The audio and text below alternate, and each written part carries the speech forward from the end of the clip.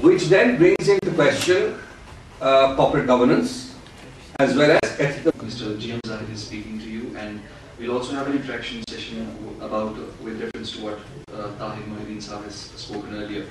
And after that, we have with us Nada Jahangir and of course Zarif Sahib who will be speaking. Friends from the media, my dear students and other guests here. Friends, I have been asked to talk about the impact of Kashmir media that are related to the media. It will be simply, I'll be sharing with you the history of journalism in J&K and then how it has helped or how it has influenced the opinion here.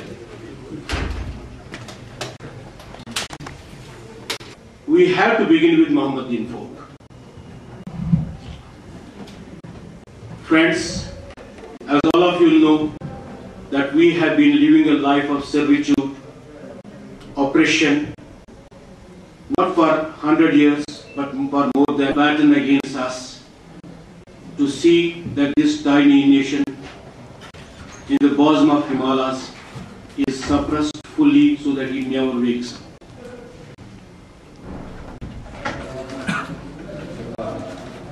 During the period of 6, a lot of Kashmiris left this place.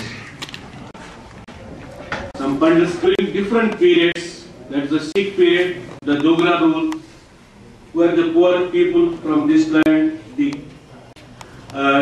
craftsmen, the needle workers, they settled in various parts of India, then United India, and preferably they chose Punjab, and they were dominant in the cities of Amritsar and Lahore.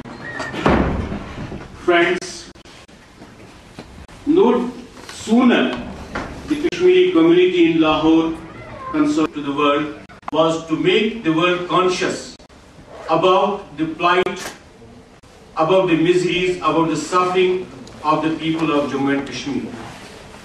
So our first voice was raised not in Kashmir, where the Dogra rulers had suppressed and oppressed people, where there were very strict rules and regulations for not making the plight of people public. Our first voices were raised from Lahore. I think in this, the first newspaper that gave vent to our suffering, that gave vent to our feelings, was again by Muhammadin folk. The paper was named as Panjay Fawla. Newspaper. Because it was in fact the first newspaper that introduced the plight of Kashmiris to the rest of the world, to the people in Punjab, and made them conscious. And it was this newspaper that in fact gave birth to the Kashmir movement in Lahore, because all of us know that the Kashmir movement has not started in Kashmir.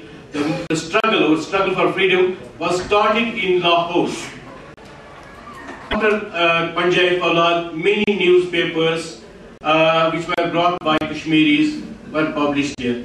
Kashmir Makhzan by Khaja Kamaluddin, Kashmir Magazine, Kashmiri Akhbar, and many others, which I belong and I proudly claim to be a Downtonian.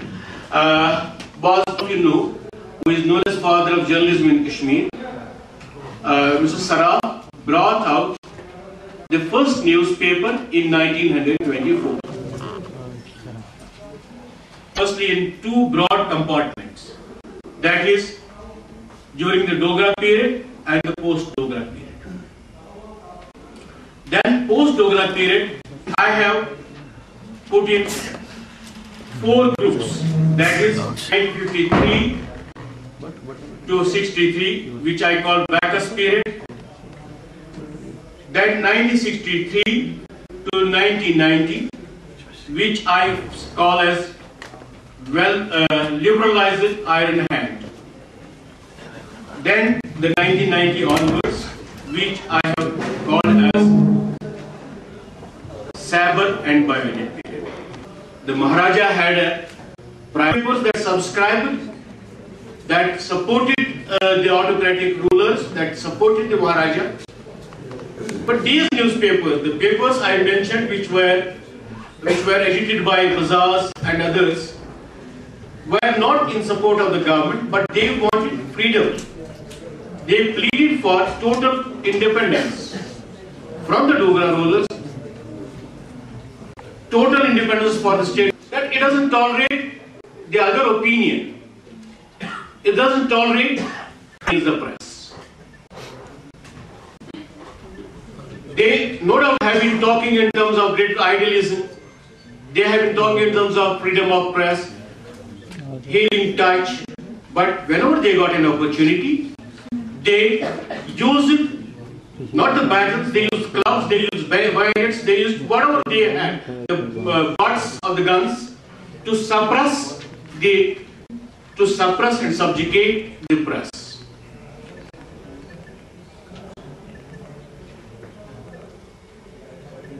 Sheikh Abdullah, who was the Prime Minister of the state at that period,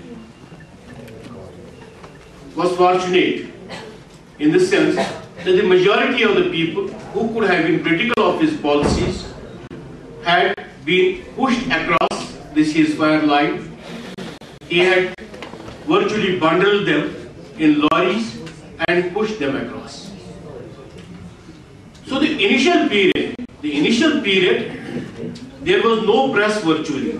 Initially in 1947, there was no press during Bakshi Saab's time, and said there was lot of, we were given a lot of wine, everything, every W that could be possible and done. At that very juncture, Bakshi had drawn a policy. He wanted to keep Delhi happy. So he had